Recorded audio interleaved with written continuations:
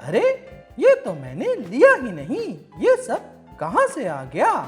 लगता है किसी की चीजें गलती से मेरे पास आ गई हैं। वाओ रोनी, इतनी ज्यादा शॉपिंग, सब खैरियत तो है?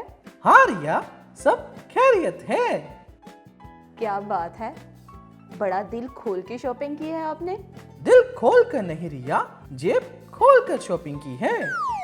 और अच्छी बात यह है कि कुछ चीजें मेरे पास एक्स्ट्रा हैं। एक्स्ट्रा क्या मतलब रोनी?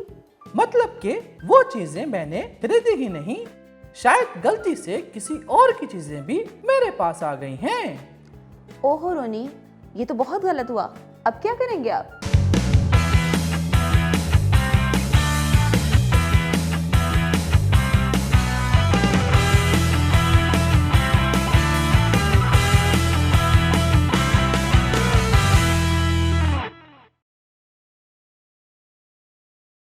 करना क्या है रिया?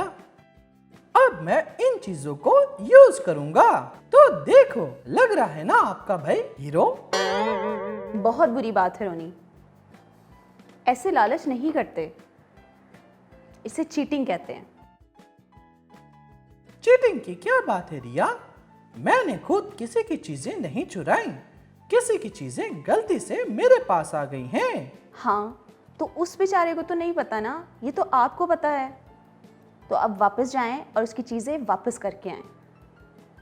वो इन चीजों की वजह से हो सकता है परेशान हो। अरे रिया, छोड़ें भी, कैसी बातें कर रही हैं आप? ओके रोनी, जैसे आपको ठीक लगे। लेकिन रोनी, एक बात याद रखिएगा, जितना ज़्यादा हम खुदा पे भरोसा करते हैं और उसकी फर्माबरदारी करते हैं, उतना ही ज़्यादा हम इस काबिल हो जाते हैं कि हम दुनिया की ख्वाहिशों, जिस्म की ख्वाहिशों और इब्लीस को ना कह सकें। रिया, जब हम बतौर ईमानदार गुनाह करते हैं तो क्या होता है? क्या खुदा के पास कोई ऐसा मंसूबा है जिससे वो अपने निजात याफ्ता बच्चों के गुनाह का हल निकाल सके? रोनी, अब आप ये क्यों पूछ रहे हैं? वो मेरा एक दोस्त पूछ रहा था, बताए ना रिया। जी हाँ, बिल्कुल, खुदा के पास एक ऐसा मंसूबा है। और वो क्या मंसूबा है? आप खुद देख ले रोनी, यूहन्ना का पहला खत पहले बाब की 9वीं आयत में। अगर अपने गुनाहों का इकरार करें तो वो हमारे गुनाहों के माफ करने और हमें सारे नाराजगी से पाक करने में सच्चा और आदिल है। मगर रिया, मैं कुछ समझा नहीं, इस आयत का क्या मतलब हुआ? मगर रोनी, अभी आपने कहा कि आपके दोस्त ने पूछा है, तो आपके दोस्त को मेरी बात समझ आ गई होगी। ओह रिया, मैं अपने दोस्त को जानता हूँ, वो इतना समझदार नहीं है, उसे समझ नहीं आएगी, आपको बताना पड़ेगा। जाहिर है रोनी, आपका दोस्त है बेचारा। वेरी बैड रिया, चले अब बता भी दें। ओके रोनी साहब, तो जब हम खुदा के आगे अपने गुनाह का इकरार करते हैं तो वो हमें माफ करता है और हमें पाक करता है। ठीक। नहीं समझे रोनी? ओहो रोनी, देखें, 2 काम हैं जो हमें करने हैं। कौन से 2 काम रिया? मुझे तो कोई काम नहीं आता। शुरू हो गई आपकी ओवर एक्टिंग। तो सुने रोनी, और ध्यान से, वो 2 काम ये हैं। सबसे पहले तो हमें खुदा के हजूर अपने गुनाह का इकरार करना है। दूसरी बात जिसको याद रखना है वो ये है कि हमें इस बात पे ईमान रखना है कि खुदा ने हमें माफ़ कर दिया है। गुनाह का इकरार और माफी का यकीन करना, जबरदस्त। और रोनी, सबसे ज़रूरी बात यह है कि कोई भी बहाना बनाए बगैर अपने गुनाह का नाम लेकर खुदा के सामने इकरार करना है। यानी अगर हम झूठ बोल दें तो खुदा के आगे इकरार करें कि मैंने झूठ बोला है। अगर हमें गुस्सा आ जाए और हम आपे से बाहर होकर कुछ गलत कर दें तो खुदा से इसका भी इकरार करें। जी हाँ रोनी, अगर अनजाने में भी हम किसी के साथ चीटिंग करें तो उसका इकरार करना ज़रूरी है और खुदा हमें उसके लिए माफ़ भी करता है। रिया, कैसे यकीन दिलाऊं कि मैंने किसी को धोखा नहीं दिया और ना ही चीटिंग की है? हाँ, तो मैंने क्या कहा, मैं तो बस आपके दोस्त की मदद कर रही हूँ। शायद आपके दोस्त ने किसी के साथ चीटिंग की हो। नहीं रिया, कितनी बार बताऊं कि मैंने किसी को धोखा नहीं दिया, कोई चीटिंग नहीं की। देखा रोनी, पकड़ लिया मैंने सच। मुझे शुरू से ही पता था कि ये सवाल आपके किसी दोस्त का नहीं बल्कि आपका अपना सवाल है। ठीक कहा ना मैंने?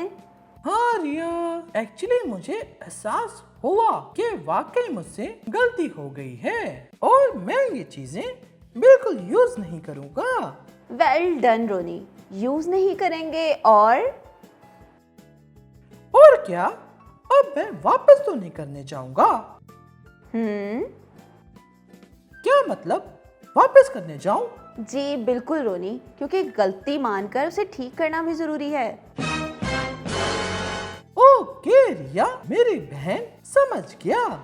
मैं अभी शॉप पर जाऊंगा और ये चीजें वापस करके आऊंगा। जिसकी होंगी वो ले जाएगा। बाय। अरे रोनी, अभी नहीं जा सकते आप। हैं? क्यों रिया? क्या आप ये चीजें लेना चाहती हैं? रिया, ये बिल्कुल अच्छी बात नहीं है। खुदा ऐसा बिल्कुल पसंद नहीं करता। ये बहुत गलत है। ओहो रोनी, मेरे भुलक्कड़ भाई, मुझे किसी की भी चीज़ लेने में कोई इंटरेस्ट नहीं है। मैं तो सिर्फ आपको ये बताना चाहती हूँ कि अभी निमरा और अमजद भाई स्टोरी सुनाने वाले हैं। ओह, स्टोरी टाइम। ये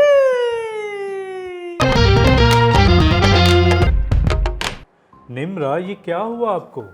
अमजद भाई, मुझे एलर्जी हो गई है और ये देखें रेड स्पॉट्स भी। तो निम्रा, फिर आपको आज नहीं आना चाहिए था। आप घर जाएं और आराम करें। नहीं नहीं अमजद भाई, मैं स्टोरी सुन कर ही जाऊंगी। बिल्कुल नहीं निम्रा, आए, मैं आपको खुद घर छोड़ कर आता हूँ। अमजद भाई, बात तो सुने। क्या हुआ निम्रा, हंस क्यों रही हैं आप? डर गए ना आप? क्या मतलब? ओहो अमजद भाई, मैं बिल्कुल ठीक हूँ। ये देखें, मैंने सोचा क्यों ना आज आपको थोड़ा डराया जाए और आप तो सच्ची में डर गए। सच में निम्रा, मैं तो वाकई डर गया था। सॉरी अमजद भाई, मैंने सोचा क्यों ना थोड़ा फन ही हो जाए। कोई बात नहीं निम्रा, क्योंकि आपके इस फन से मेरे जहन में एक स्टोरी आ गई है। ओह वाओ अमजद भाई, कहीं आपके जहन में भी वही स्टोरी तो नहीं जो मेरे जहन में है? जी बिल्कुल।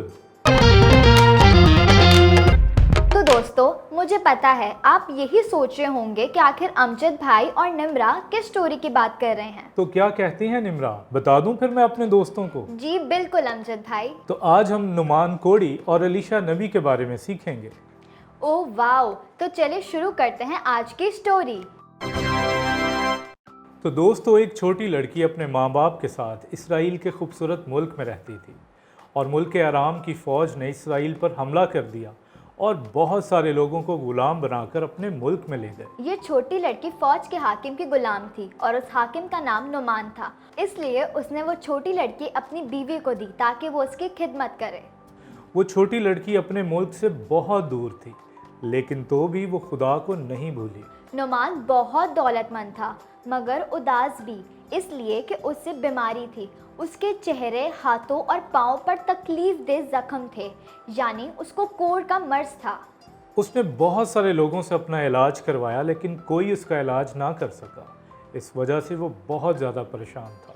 फिर एक दिन उस लड़की ने नुमान की बीवी से कहा कि काश मेरा मालिक मेरे मुल्क में होता, क्योंकि वहाँ पर एक मर्द खुदा अलीशा है, उसके दुआ करने से मेरा मालिक शिफा पा सकता है। और उस लड़की की बातें सुनने के बाद उसने अपने शौहर को अलीशा नबी के बारे में बताया। तब नुमान ने सोचा क्या वाकई ये मुमकिन है कि मैं ठीक हो जाऊंगा।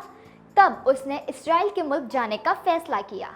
और दोस्तों, नुमान अलीशा के लिए सोना, चांदी और बहुत से कीमती तोहफ़े लेकर गया, क्योंकि उसको लगा कि अलीशा बहुत खुश होगा और वो बाहर आएगा, उस पर हाथ रखेगा और उसके लिए दुआ करेगा।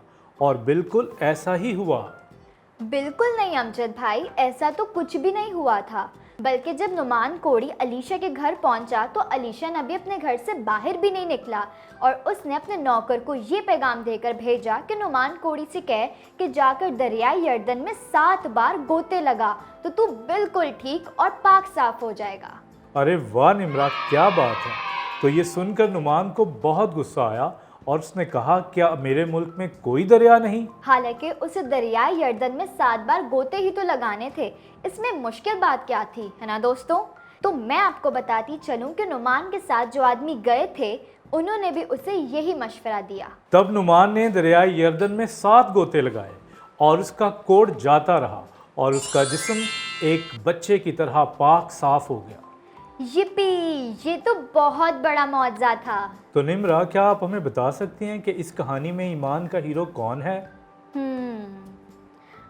असील लड़की, क्योंकि अगर वो अपनी बीबी को अलीशा नबी के बारे में ना बताती तो नुमान का कोढ़ कभी ठीक ना हो सकता था। क्या बात है निम्रा, वेल डन। तो दोस्तों, आज की कहानी से हमने ये सीखा कि हालात कैसे ही क्यों ना हो, हमें उस असील लड़की की तरह खुशखबरी फैलाने और दूसरों के काम आने से कभी बाज नहीं आना चाहिए। और असील लड़की की कहानी से ये बात जहन में आती है कि ये हुई ना ईमान में खुदा के हीरो वाली बात। तो निम्रा, चलें फिर मैं आपको घर छोड़ दूं, क्योंकि आपकी तबीयत भी तो खराब है। अमजद भाई। फ्रेंड्स, इस एपिसोड को लाइक करें और अपने फ्रेंड्स के साथ शेयर करना बिल्कुल नहीं भूलिएगा। तो फिर मिलेंगे, तब तक के लिए बाय।